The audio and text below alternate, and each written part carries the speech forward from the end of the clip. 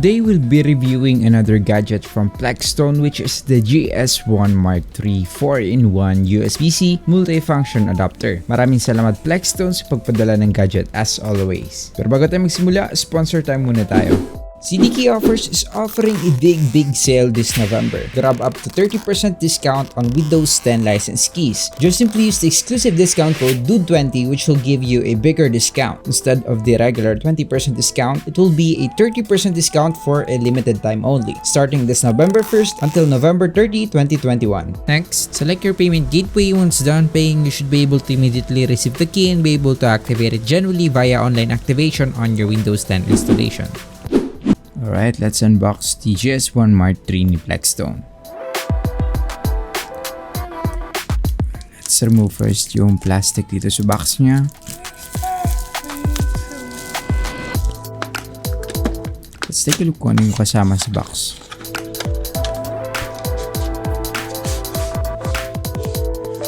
Upon opening the box, ito yung muna nyo kikita, yung mismong adapter itself, at meron rin siyang manual and I think warranty cards.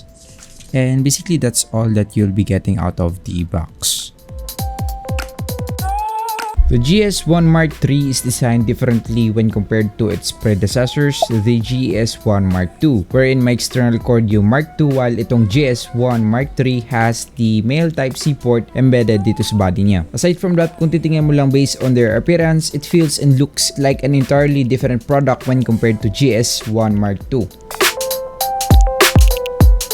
The GS1 Mark III has USB-C port that supports fast charging up to 65 watts, an extra USB 3.0 port which by the way, pwede mong kabitan ng mouse or keyboard or any external peripherals that uses USB 3.0, and I will demonstrate more on that later. Also, it has an HDMI port that supports up to 4K of resolution at 30Hz refresh rate. Lastly, a 3.5mm port for your headphones or headsets that uses 3.5mm audio jack.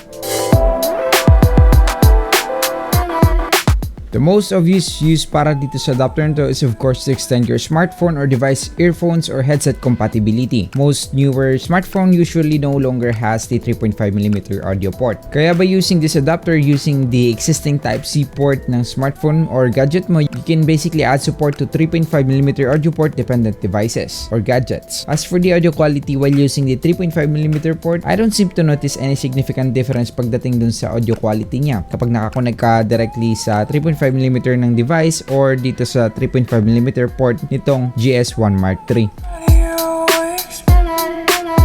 Another cool thing, kung gusto mong extend yung capabilities ng smartphone mo such as you want to add a mouse or keyboard or even plug flash drives, you can basically do it with the GS1 Mark III kasi meron siyang USB 3.0 port that works even for USB 2.0 or the USB 3.0 devices. I tried doing this on my wireless Logitech M170. I connected it on the GS1 Mark III on my Huawei smartphone and it worked seamlessly. Nice.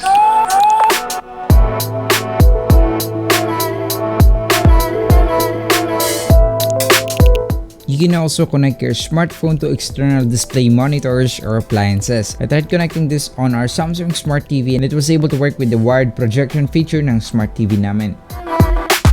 Although take note that the maximum refresh rate of the GS1 Mark III is 30Hz, so I wouldn't recommend playing games on the HDMI cord kasi you might encounter stuttering, and I personally wouldn't really play on displays having lower than 60Hz refresh rate.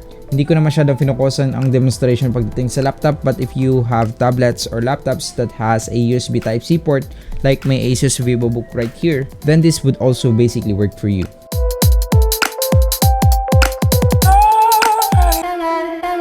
Isa sa na-observe ko dito sa GS1 Mark III pagdating sa mga smartphone ay kailangan mo tanggalin ang smartphone case mo para masalpak mo ng maayos itong GS1 Mark III. If you don't remove the case of your smartphone, hindi gagana usually itong GS1 Mark III kasi hindi siya fully plugged in doon sa Type-C port ng device mo.